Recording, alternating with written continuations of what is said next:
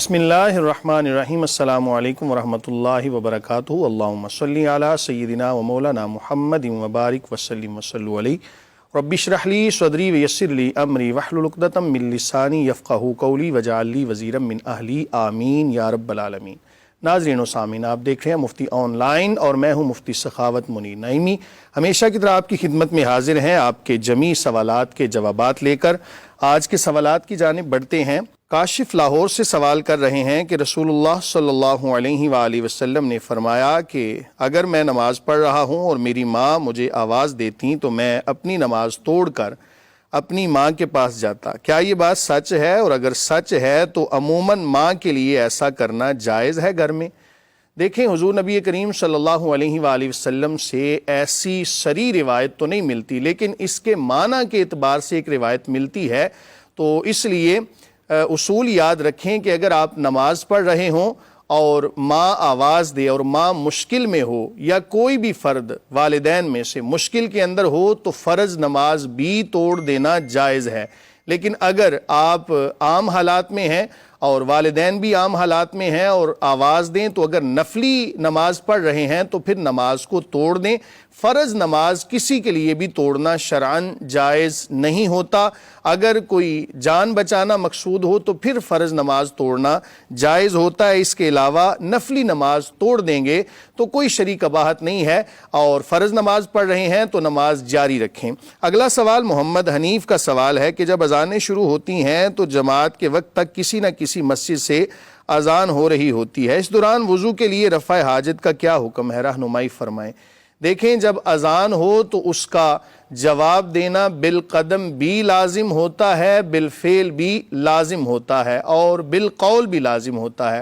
بالفعل یا بالقدم جواب دینے کا مطلب یہ ہے کہ فی الفور وضو کریں اور نماز کے لیے حاضر ہو جائیں، اور زبان کے ساتھ جواب دینے کا مطلب یہ ہے کہ جو مؤذن کہے اس کے جواب میں کہا جائے۔ جب وہ حی علی الصلاۃ یا حی علی الفلاح کہے تو اس کے جواب میں لا حول ولا قوت الا باللہ العلی العظیم پڑھا جائے۔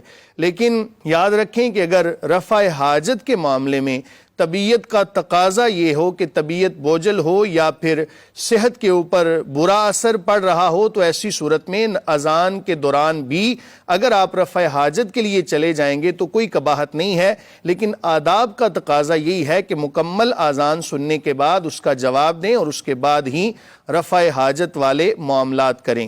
تو اصول یاد رکھیں کہ جب مجبوری پائی جائے، حاجت شدیدہ ہو، تو پھر اگر کوئی بندہ ایسے حالات کے اندر واش روم میں چلا جائے گا تو گناہ گار نہیں ہوگا۔ اگلا سوال فضل مختار ملتان سے سوال کر رہے ہیں کہ لیبارٹری ٹیسٹ کے لیے سرنج کے ذریعے جو خون لیا جاتا ہے کیا اس سے وضو ٹوٹ جاتا ہے؟ حضور نبی کریم صلی اللہ علیہ وآلہ وسلم کا فرمان جس کا مفہوم ہے کہ ہر بہنے والے خون کے حوالے سے وضو ٹوٹ جاتا ہے۔ بہرحال کچھ لوگوں کا اس کے بارے میں اختلاف بھی ہے۔ فقہائے احناف جو ہیں ان کے اصولوں کے مطابق بہتا ہوا خون جب جسم سے نکلتا ہے، چونکہ وہ نجاست ہے اور نجاست جسم کے کسی بھی حصے سے نکلے تو ایسی صورت میں وضو ٹوٹ جاتا ہے۔ تو جب کسی نے سرنج کے ذریعے اتنا خون نکالا کہ جو بہنے کے حکم میں ہو تو ایسی صورت میں وضو ٹوٹ جائے گا، وضو دوبارہ سے کرنا پڑے گا۔ اور یہ اصول بھی یاد رکھیں کہ اختلاف سے بچنے کے لیے، یعنی کچھ فقہا کہیں کہ وضو ٹوٹ گیا، کچھ کہیں کہ وضو نہیں ٹوٹا، تو احتیاط کا تقاضا بھی یہی ہے کہ وضو کو دوبارہ سے کر لیا جائے۔ اگلا سوال قاسم راولپنڈی سے سوال کر رہے ہیں کہ اگر کسی کو دعائے قنوت نہ آتی ہو تو جو وطر میں کچھ اور کیا پڑھ سکتا ہے؟ دیکھیں، وطر کی نماز کے اندر تیسری رکعت میں سورت فاتحہ اور سورت ملانے کے بعد اللہ اکبر کہہ کے دعائے قنوت پڑھنا یہ واجب ہے، اور واجب ادا کریں گے تبھی ادا ہوگا۔ اگر بالفرض خدا نخواستہ کسی کو دعائے قنوت نہیں یاد تو جتنی دیر تک یاد نہیں ہوتی اتنی دیر تک جو بھی دعائے معصورہ اس کو آتی ہو، اللہم ربنا آتنا فی الدنیا حسنہ الی آخرہ، یا کوئی بھی جو دعا حضور نبی کریم صلی اللہ علیہ وآلہ وسلم سے منقول ہو عربی کے اندر، اس کو تب تک پڑھ لے، لیکن فی الفور دعائے قنوت کو یاد کرے کہ اصل وہی ہے۔ حضور نبی کریم صلی اللہ علیہ وآلہ وسلم سے مختلف قسم کی دعائے قنوت وہ ملتی ہیں، تو اگر ایک دعائے قنوت نہیں یاد تو دوسری پڑھنے میں کوئی قباحت نہیں ہے۔ اگلا سوال وحید کا سوال یہ ہے کہ کیا یونیورسٹی کی لائبریری میں جماعت کے ساتھ یا اکیلے نماز قبول ہو جائے گی جہاں اتنی ساری تصاویر ہوں؟ دیکھیں، تصویر کے بارے میں حضور نبی کریم صلی اللہ علیہ وآلہ وسلم کا اتنا سخت فرمان ہے کہ اشد العذاب کے لفظ آتے ہیں حدیث میں کہ سخت ترین عذاب دیا جائے گا مصورین کو جو جانداروں کی تصاویر بناتے ہیں۔ لیکن اصول یاد رکھیں کہ جہاں پر تصویر بطور تعظیم لٹکائی ہو تو وہ کبیرہ گناہ کے اندر شمار ہوگی، اور اگر سامنے تصویر ہے نماز نہیں ہوگی، دائیں طرف تصویر ہے نماز نہیں ہوگی۔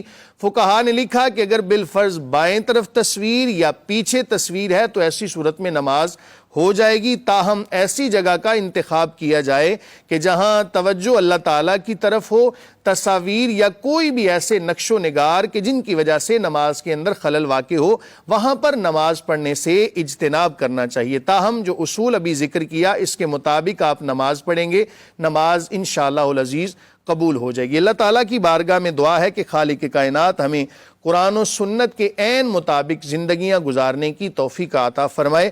آج کے پروگرام کا وقت ختم ہوا چاہتا ہے۔ اگر آپ کو آج کی ویڈیو پسند آئی تو اس کو زیادہ سے زیادہ شیئر کریں اور لائک کریں۔